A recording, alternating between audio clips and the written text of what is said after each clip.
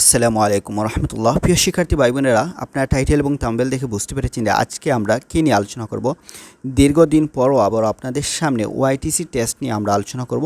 আজকের ভিডিওতে মূলত আমরা ওআইটিসির যে বেস্ট বড় বড় যেগুলো আপডেট হয়েছে সেগুলো আপনাদেরকে শোনাবো। বর্তমানে অনেকেই ওআইটিসি টেস্ট দিচ্ছেন এবং ওআইটিসি দিয়ে ভিসা হচ্ছে। অনেকে মনে করেছিলেন যে ওআইটিসি বন্ধ হয়েছে। আসলে ওআইটিসি কখনো বন্ধ হয়নি। হয়তো আপনার রিকোয়ারমেন্টস অনুযায়ী আপনার ল্যাঙ্গুয়েজ প্রফিসিয়েন্সি স্কোর পাচ্ছেন না। সেটার মূল কারণ হচ্ছে আপনারা স্পিকিংয়ের মধ্যে প্রবলেম ফেস করছেন, যেটা মুক টেস্টের মাধ্যমে ধরা পড়া যায়। তো আমাদের কাছে রিসেন্টলি অনেকে ওআইটিসি মুক টেস্ট দিচ্ছেন এবং অনেকে যাদের স্পিকিং ভালো তাদের আশাতেই স্কোর পাচ্ছে। আজকে আমরা মূলত আলোচনা করব আপনি কিভাবে ওআইটিসি যদি দেন আপনারা যেটা প্রবলেম ফেস করেন সেটা হচ্ছে প্রেজেন্টেশন স্টেজ 2-তে। তো আজকের ভিডিওতে আমরা মূলত আলোচনা করব যে সমস্ত প্রবলেম আপনার ফেস করেন, যেগুলো আপডেট এসেছে, পাশাপাশি স্টেজ 2-তে আপনি কিভাবে সেটাকে সলভ করতে পারেন সেই টিপস এবং টেকনিক নিয়ে আলোচনা করব। প্রথমত আপনারা দেখতে পাচ্ছেন বুক ইউর টেস্ট টুডে। আপনারা যদি টেস্ট দিতে চান সেখানে দুইটা পদ্ধতি রয়েছে, যেটা আমাদের কাছে খুবই প্রচলিত। একটা হচ্ছে অক্সফোর্ড ELLT গ্লোবাল, যেটা হচ্ছে আপনার কম্পিউটার বেস, যেটা আপনার যে কোনো একটা কোচিং সেন্টার মাধ্যমে দিতে হবে।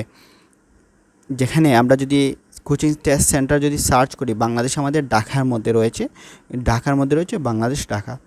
তো আরেকটা রয়েছে যেটা আমরা খুবই কমন, যেটা আমরা বেশিরভাগ স্টুডেন্টরা দিচ্ছে, সেটা হচ্ছে অক্সফোর্ড ELLT প্রথম, যেটা হচ্ছে 100% online prove English language proficiency. যেটার মূল্য হচ্ছে আপনার 120 এবং ELLT গ্লোবাল যেটা $120। তো $120 খরচ করে কিন্তু অনেকেই ELLT টেস্ট দিচ্ছেন। ইতিমধ্যে আমরা ওআইটিসির স্টেজ 1 থেকে নিয়ে 4 পর্যন্ত 2022-23 সালে বেশ আপডেট দিয়েছি। দীর্ঘদিন পরও আবারও 24 সালে এসে আমরা আপডেট দেওয়া শুরু করছি। ইনশাআল্লাহ আমরা প্রতিনিয়ত এখন ওআইটিসি নিয়ে আপডেট দিব। তো প্রথমত আমরা পার্ট 4 থেকে শুরু করি। বর্তমানে স্টেজ 4 বা পার্ট 4-এ যেটা হচ্ছে কি আপনারা সবাই জানেন একটা পিকচার দেখানো হয়, বাট এখানে পিকচার দেখানোর পর আপনার 15 সেকেন্ডের মতো আপনাকে দেখানোর পর বলতে পারে, এখানে আপনাকে the examiner will ask you lots of question. এখানে কোয়েশ্চন করতে এই পিকচার অনুযায়ী আপনাকে কিছু কোয়েশ্চন করতে পারে, অথবা আপনাকে বলতে পারে এই পিকচার সম্পর্কে ডেসক্রাইব করার জন্য। তবে বর্তমানে যেটা হচ্ছে সেটা হচ্ছে আপনার পিকচার দেখে বলে প্রশ্ন করার জন্য। তো এই টেস্টটার মূল উদ্দেশ্য হচ্ছে আপনার ল্যাঙ্গুয়েজ প্রফিসিয়েন্সি এবিলিটিটা আপনাকে অ্যানালাইসিস যাচাই করার জন্য মূলত হচ্ছে এই টেস্টটা। তো দেখুন এখানে একটা পিকচার দেখতেছেন, এই পিকচার দেখে সে প্রশ্ন করতে পারে, what can you see in this picture, how did you learn to cook, তুমি কীভাবে রান্না করা শিখেছিলে। What can you cook well, তুমি কীভাবে ভালো রান্না করতে পারো। How do you make it, এটা কীভাবে তৈরি করতে হয়। এভাবে প্রশ্ন করতে পারে। Is cooking at home increasing or decreasing in popularity these days, in this contemporary era, is cooking at home increasing or decrease, এটা নিয়ে পড়ে। Which one do you think, এবার প্রশ্ন করে। It's important to teach children to cook traditional recipe. তো এখানে এ ধরনের picture নিয়ে প্রশ্ন করতে পারে। যেমন বর্তমানে রিসেন্টলি এই পিকচার আসতেছে, এই পিকচার আপনি কি দেখছেন। এই পিকচার নিয়ে আমরা একাধিক ভিডিও বানিয়েছি, সেগুলো আপনারা দেখতে পারেন। এবং রিসেন্টলি এই পিকচারটাও এসেছে, এই পিকচার নিয়েও প্রশ্ন করতে পারে, এই পিকচার আপনি কী দেখছেন। যদিও ওই পিকচারটা অস্পষ্ট, বাট আমরা দেখতে পাচ্ছি এখানে একটা আপনার খেলার মাঠ রয়েছে, এখানে কিছু দর্শক রয়েছে, এটা ফুটবল খেলার মাঠের মতো। সো একটা ফুটবল খেলার মাঠের মধ্যে একটা পিকচার, একটা মোবাইল হাতে এটা দেখছে। তো এই পিকচার দেখে কি হাইলাইট করতেছে, কি দেখানো বোঝাচ্ছে, এগুলো নিয়ে আপনাকে প্রশ্ন করতে পারে। এবার আসুন স্টেজ 3, যেটা হচ্ছে কি আপনার পার্ট 3, যেখানে একটা রিটেন টাস্ক আমরা ইতিমধ্যে কমপ্লিট করার পর সেটা আপনার speaking. Stage 3 will be divided to the question time according the writing আছে।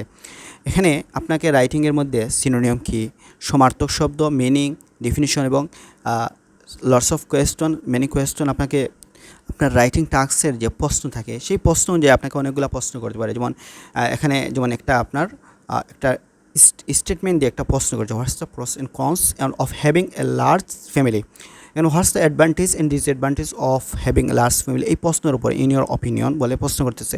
Give reason for your answer or include A relevant example from your own knowledge or experience. আগে আমরা রাইটিংয়ে দেখতাম সেখানে 250 থেকে 350 ওয়ার্ড লেখা লাগতো, বাট এখানে হচ্ছে 190 থেকে নিয়ে 260টা ওয়ার্ড লেখা লাগে। বাট আপনি যে রাইটিংটা লিখবেন, রিটেন টাস্ক থেকে নিয়ে আপনাকে প্রশ্ন করতে পারে, সিনোনিম বলতে পারে, আপনার মিনিং বলতে পারে, ডেফিনিশন বলতে পারে, অ্যানাদার এক্সাম্পল বলতে পারে। সেগুলো নিয়ে আমরা ইতিমধ্যে ভিডিও দিচ্ছি। আপনারা যারা নতুন রাইটিং যেগুলো আসতেছে সেগুলোর উপরে যদি আপনারা সলভ ভিডিও চান সেগুলো আপনারা কমেন্ট বক্সে কমেন্ট করে জানাবেন। পাশাপাশি পার্ট 4 এর উপর যদি প্রশ্ন চান আপনারা কমেন্ট করে জানাবেন। এবার আসুন যে মূল যেটা পার্ট সেটা হচ্ছে স্টেজ 2। আপনারা জানেন স্টেজ 2 ইন পার্ট 2 মধ্যে একটা প্রেজেন্টেশন টপিক দেওয়া হয় প্রায় 15 মিনিটের পূর্বে। তো এখানে আপনাকে উভয় সাইড নিয়ে বেশিরভাগ হচ্ছে ডিসকাশন এসে, রাইটিং ডিসকাশন এসের মতো দেওয়া থাকে। সেখানে আপনাকে উভয় সাইড নিয়ে ডিসকাস করতে হয়, অ্যাডভান্টেজ ডিসঅ্যাডভান্টেজ, এবং উভয় সাইড নিয়ে আপনাকে একটা আর্গুমেন্টের মতো বলতে হয়। যারা রাইটিংয়ের মধ্যে এক্সপার্ট আছেন ডেফিনেটলি তারা এখানে ওভারকাম করতে পারে, তারা এখানে ভালো একটা বলতে পারে। যেমন এটা একটা টপিক ট্যুরিজম, এটার অ্যাডভান্টেজ ডিসঅ্যাডভান্টেজ কী, এটাকে নিয়ে আপনাকে সুবিধা অসুবিধা নিয়ে বলতে হবে। অ্যাডভান্টেজ ডিসঅ্যাডভান্টেজ বলতে পারে, ওটা ডিসকাশন এসের মতো আসতে পারে। যদি ডিসকাশনের মতো আসে বা অ্যাডভান্টেজ ডিসঅ্যাডভান্টেজের মতো আসে, আপনারা এই যে একটা টেমপ্লেট দেখতেছেন এটা হচ্ছে রাইটিং টাস্কের। ডেফিনেটলি এই টেমপ্লেটটা আপনার এখানে আপনার প্রয়োজন মতো শব্দগুলো যে টপিকটা আছে সেই টপিকটা এখানে বসিয়ে বডি 1-এ এখানে this trends appear to be significant advantage mean the most substantial advantage বলে এখানে আপনার এখানে অ্যাডভান্টেজ বলবেন। Body 2 on the other hand এখানে ডিসপাইট লস অফ বেনিফিটস বা advantage there might be some drawbacks disadvantage of ecotourism বলে আপনার disadvantage বলে এখানে ফার্স্ট ওভার মানে কয়েকটা পয়েন্ট কথা বলতে পারেন, তারপর কনক্লুশন বলতে পারেন। তো এই টেমপ্লেটটাকে আপনি একটু মডিফাই করে আপনার হচ্ছে ডিসঅ্যাডভান্টেজটা অ্যাডভান্টেজ ডিসঅ্যাডভান্টেজ আসলে বলতেন। এভাবে আপনি যদি ডিসকাশন আসে, ডিসকাশনের মতো আমাদের মতো এরকম টেমপ্লেট আছে যেটা আমরা ইতিমধ্যে পাবলিশ করেছি। তা আপনারা যদি ওয়াইটিসির জন্য স্পেসিফিক একটা এক্সপ্লেনেশন চান, ব্যাখ্যা চান, আমি সেটা একাধিক কমেন্ট পাইলে আমি আপনাদেরকে সেটা আমি সলভ করে দিব। তাছাড়া স্টেজ 2 এই ফরম্যাট অনুযায়ী যে আপনারা যদি বুঝতে থাকেন তাহলে আপনারা নিজে নিজেও সলভ করতে পারেন। আর stage 1 your examiner will ask you a couple of personal question to get you know better, তোমাকে ভালো করে চেনার জন্য সেখানে বলবে you will be asked to show your passport to check your identity and complete the security checks. The examiner will ask you a personal question, সেটা বলছিলাম। এই তো আপনার হচ্ছে মূল প্রশ্ন পেলাম। তো দর্শক, অক্সফোর্ড ELLT টেস্টের যে মূল যেটা পরিবর্তন আসে সেটা হচ্ছে স্টেজ 4 অর্থাৎ পার্ট 4-এ আপনাকে একাধিক প্রশ্ন করে। তারপর হচ্ছে গিয়ে স্টেজ 2-র মধ্যে যেটা প্রবলেম ফেস করেন সেটা হচ্ছে আপনার প্রেজেন্টেশন, আপনার টপিকটা থেকে একটু হচ্ছে আননোন থাকে, যেটা ফ্যামিলিয়ার নয়, সচরাচর নয়, স্পেস রিসার্চ এ ধরনের থাকে। তো আপনারা এই ধরনের টপিক কীভাবে আসলে কীভাবে সলভ করবেন সেটা হচ্ছে আপনার ওই যে যেটা বলছি, আপনি আগে প্রশ্নটাই বুঝতে হবে। তাহলে যদি প্রশ্নটাই বুঝেন এটা ডিসকাশন এসে নাকি এটা অ্যাডভান্টেজ ডিসঅ্যাডভান্টেজে এসে নাকি অপিনিয়ন এসে, সেটা যদি বুঝতে পারেন তাহলে আপনি সলভ করতে পারেন। এবার আসুন, আপনাদের একাধিক ইউনিভার্সিটি রিকোয়ারমেন্টস হচ্ছে C1 বা B2 আপনাকে পেতে হবে ELLT টেস্টে।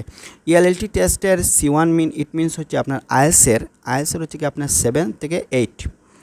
এখন আপনার যদি ELLT টেস্টে যে আপনি B2 পেতে চান তাহলে আপনাকে আইএলটিএসে 5.5 থেকে নিয়ে 6.5, তাহলে আপনাকে এখানে ELLT টেস্ট হচ্ছে 5 থেকে 7।